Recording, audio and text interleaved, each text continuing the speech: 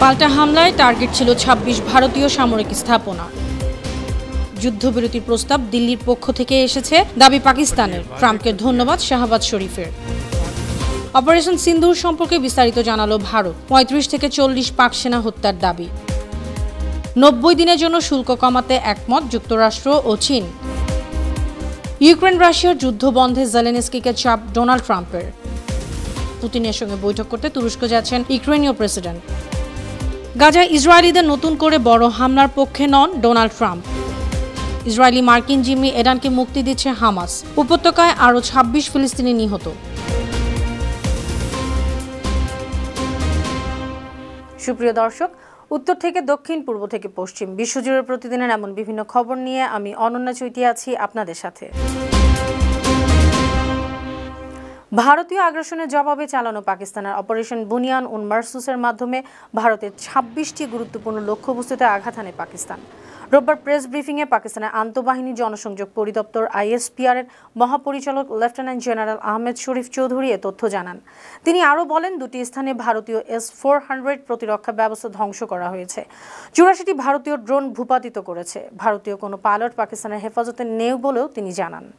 এদিকে পাকিস্তানের সামরিক বাহিনী দাবি করেছে, মার্কিন প্রেসিডেন্ট ডোনাল্ড ট্রাম্পের হস্তক্ষেপে যুদ্ধবিরতির প্রস্তাব ভারতের পক্ষ থেকেই এসেছে। রোববার দেশটির আন্তঃবাহিনী জনসংযোগ পরিদপ্তর ISPR এর মহাপরিচালক লেফটেন্যান্ট জেনারেল আহমেদ শরীফ চৌধুরী কথা বলেন। তিনি বলেন, যুক্তরাষ্ট্রের মধ্যস্থতায় নয়াদিল্লি যুদ্ধবিরতির অনুরোধ জানিয়েছে। তিনি আরও বলেন, দুই পরমাণু শক্তিধর দেশের সংঘর্ষ হলে গোটা অঞ্চলে ভয়াবহ পরিণতি হতে পারে। এমন বিবেচনায় পাকিস্তান দায়িত্বশীলতার সঙ্গেই কাজ করছে।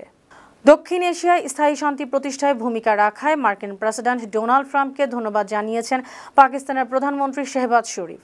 রোববার সামাজিক যোগাযোগ মাধ্যম এক্সে দেয়া এক পোস্টে পাক প্রধানমন্ত্রী বলেন, পাকিস্তান ও যুক্তরাষ্ট্র যুগ যুগ ধরে পারস্পরিক স্বার্থ রক্ষা ও বিশ্বের গুরুত্বপূর্ণ অঞ্চলের শান্তি ও নিরাপত্তা প্রতিষ্ঠায় অংশীদার হিসেবে একসঙ্গে কাজ করেছে।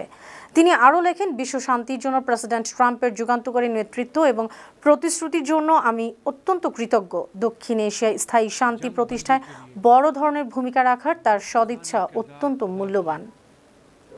এদিকে পাকিস্তানের বিরুদ্ধে সামরিক অভিযান অপারেশন সিন্দুরের বিস্তারিত তথ্য তুলে ধরেছে ভারত।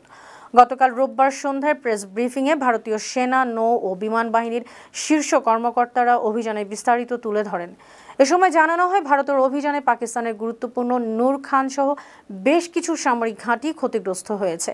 কিছু পাকিস্তানি যুদ্ধ বিমানকেও গুলি করে নামানো হয়েছে। অপারেশন সিন্দুর পরিকল্পনার মূল লক্ষ্যই ছিল সন্ত্রাসী এবং পরিকল্পনাকারীদের শাস্তি দেয়া, তাদের ঘাঁটি ধ্বংস করা। এ সময় জানানো হয়, সংঘর্ষে ভারতীয় সেনাবাহিনীর ৫ সদস্য মারা গেছেন।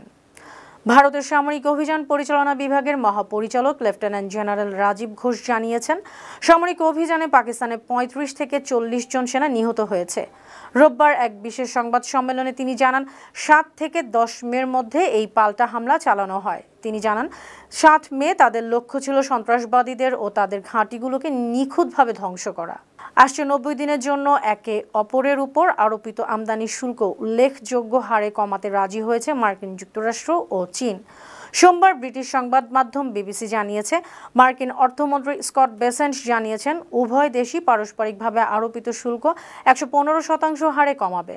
সুইজারল্যান্ডে দুই দেশের প্রতিনিধিদের মধ্যকার গুরুত্বপূর্ণ আলোচনায় এই সিদ্ধান্ত হয়। গেল জানুয়ারিতে যুক্তরাষ্ট্রের প্রেসিডেন্ট ডোনাল্ড ট্রাম্প চীনা পণ্যের উপর ১৪৫% শুল্ক আরোপের পর এটি ছিল প্রথম উচ্চ পর্যায়ের বৈঠক। ৩ বছরেরও বেশি সময়ের যুদ্ধবন্ধে ইউক্রেনের প্রেসিডেন্ট ভলোদিমির জেলেনস্কির উপর চাপ সৃষ্টি করেছেন মার্কিন প্রেসিডেন্ট ডোনাল্ড ট্রাম্প।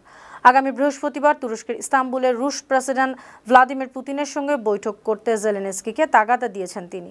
নিজের মালিকানাধীন সোশ্যাল মিডিয়া ট্রুথ সোশ্যালে এক পোস্টে ট্রাম্প বলেন, পুতিন ইউক্রেনের সঙ্গে কোনো যুদ্ধবিরতি চুক্তি চান না। এর পরিবর্তে তিনি বৃহস্পতিবার তুরস্কের সরাসরি সাক্ষাতে যুদ্ধবন্ধে আলোচনার ইচ্ছা প্রকাশ করেছেন।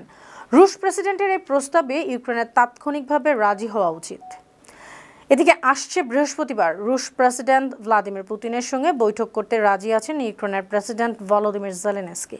ইউক্রেনীয় সংবাদ মাধ্যম দ্য কিয়েভ ইন্ডিপেন্ডেন্ট এ তথ্য জানিয়েছে। প্রতিবেদনে বলা হয়েছে, জেলেনস্কি বলেছেন, হত্যাকাণ্ড দীর্ঘায়িত করার কোনো মানেই হয় না। তিনি বৃহস্পতিবার তুরস্কে পুতিনের জন্য অপেক্ষা করবেন।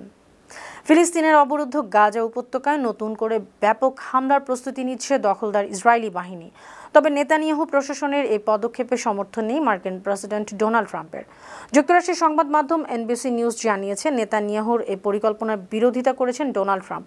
মার্কিন প্রেসিডেন্ট মনে করছেন, ব্যাপক হামলা চালিয়েও হামাসের কাছ থেকে জিম্মিদের উদ্ধার করা সম্ভব হবে না। এই প্রচেষ্টা অপব্যয় ছাড়া আর কিছুই হবে না। ইসরায়েলি আমেরিকান জিম্মি এডান আলেকজান্ডারকে শিগগিরই মুক্তি দিবে ফিলিস্তিনি প্রতিরোধ আন্দোলন হামাস। কাতার ভিত্তিক সংবাদ মাধ্যম আল জাজিরা এই তথ্য জানিয়েছে। গেল রোববার হামাস জানায়, যুদ্ধবিরতি চুক্তির প্রচেষ্টায় আলোচনা আবারও চালু করতে এবং গাজা উপত্যকায় সাহায্য ও ত্রাণ সরবরাহ পৌঁছানোর অংশ হিসেবে এডানকে মুক্তি দেয়া হবে। তবে 21 বছর বয়সী মার্কিন ইসরায়েলি সৈনিক এডান আলেকজান্ডারকে কবে কখন মুক্তি দেওয়া হবে তা উল্লেখ করা হয়নি। ধারণা করা হচ্ছে আগামী 48 ঘন্টার মধ্যেই তাকে মুক্তি দেওয়া হবে। গাজা উপত্যকায় ইসরায়েলি বিমান হামলায় আরও 26 ফিলিস্তিনি আহত হয়েছেন অনেকেই। শনিবার সন্ধ্যা থেকে রোববার সন্ধ্যা পর্যন্ত 24 ঘন্টায় হামলায় এসব হতাহতের ঘটনা ঘটে।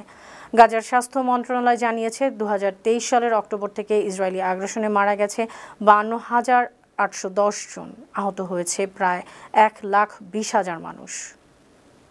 সুপ্রিয় দর্শক, এই ছিল আজকের বিশ্বজুড়ে প্রতিদিন। এমন আরও নানা খবর নিয়ে আগামীকাল আবার আপনাদের সামনে হাজির হব। আপনাদের মন্তব্য পরামর্শ আমাদের আয়োজনকে আরও প্রাণবন্ত ও সৃজনশীল করে তুলতে পারে। সে পর্যন্ত ভালো থাকুন, সুস্থ থাকুন, বানু টিভির সঙ্গে থাকুন। আল্লাহ হাফেজ।